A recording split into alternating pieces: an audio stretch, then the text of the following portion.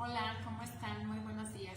Hoy quiero compartirles un mensaje de una lectura que tuve y me encantó mucho, sobre todo con el tema de soltar.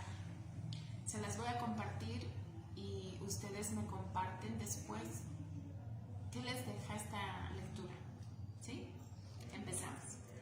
Había una vez un hombre que estaba escalando una montaña. Estaba haciendo un ascenso bastante complicado, en un lugar donde se había producido una intensa nevada.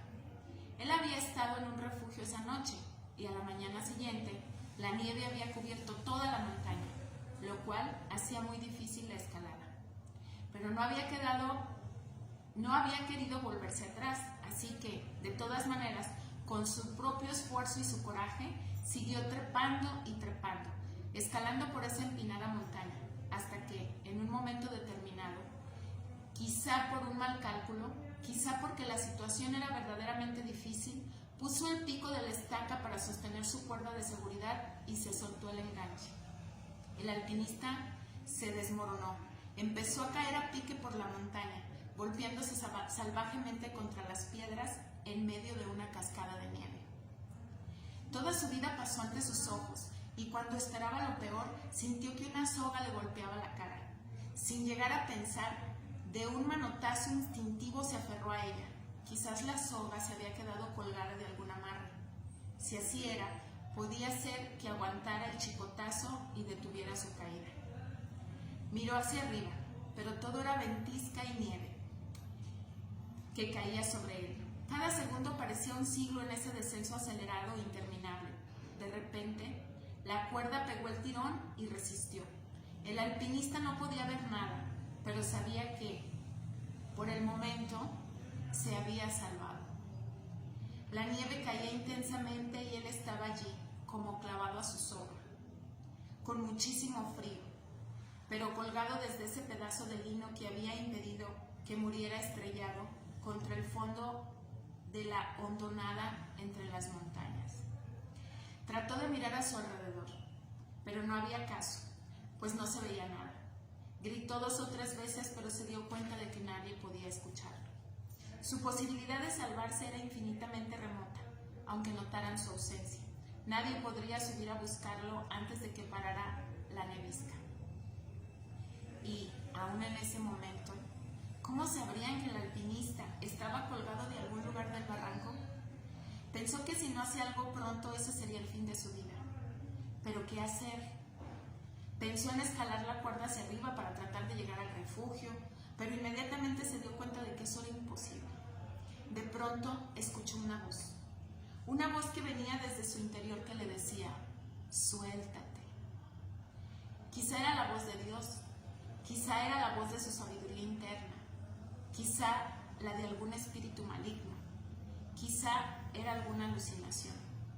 Y sintió que la voz le insistía: suéltate, suéltate. Pensó en soltarse, pero igual pensó que si lo haría significaba morir en ese momento. Era la forma de parar el martirio. Pensó en la tentación de elegir la muerte para poder dejar de sufrir. Y como respuesta a la voz, se aferró más fuerte todavía. Pero la voz insistía: suéltate, no sufras más. Es inútil este dolor, suéltate.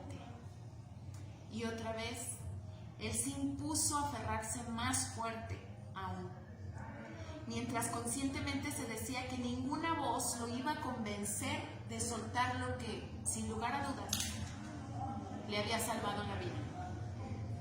La lucha siguió durante horas, pero el alpinista se mantuvo aferrado a lo que pensaba que era su única oportunidad. Cuenta esta leyenda que, a la mañana siguiente, la patrulla de búsqueda y salvamento encontró al escalador casi muerto. Le quedaba apenas un hilito de vida. Algunos minutos más y el alpinista hubiera muerto congelado, paradójicamente aferrado a su soga, a menos de 1 metro del suelo. Y es fin de la historia. ¿Qué te dice a ti esta historia el día de hoy? ¿Qué te enseña? ¿Qué te llama la atención? me gustaría que me compartieras qué mueve dentro de ti y que tomaras en cuenta cómo muchas veces nos agarramos de aquello que una vez nos salvó y que ahora ya no nos es útil,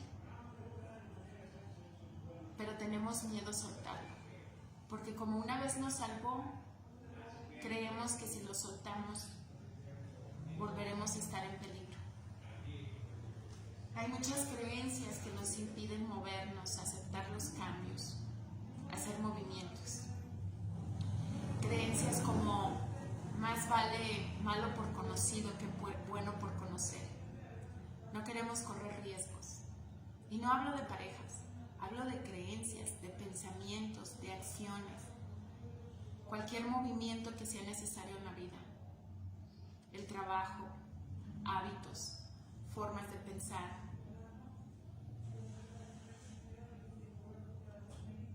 Si estamos a medio metro del cambio, pero el miedo a la novedad nos permite estar sufriendo en lo mismo de siempre. Hay algo dentro de nosotros que nos impide creer en nosotros mismos. Por eso, aunque escuchamos esa voz, otra nos dice que no. Hay que saber diferenciar. Hay que confiar en nosotros. Todo lo que nos pasa nuevamente es una oportunidad de descubrir qué necesitamos cambiar. Esa voz interior es nuestro espíritu hablándonos. Y nuestra mente es la que con sus creencias dice que no, por miedo a morir, por miedo a que sea diferente, por miedo a que sea malo, por miedo a lo desconocido. ¿A ti qué te dice este pasaje de este libro? ¿Qué te dice esta historia? ¿A qué te invita? Compárteme.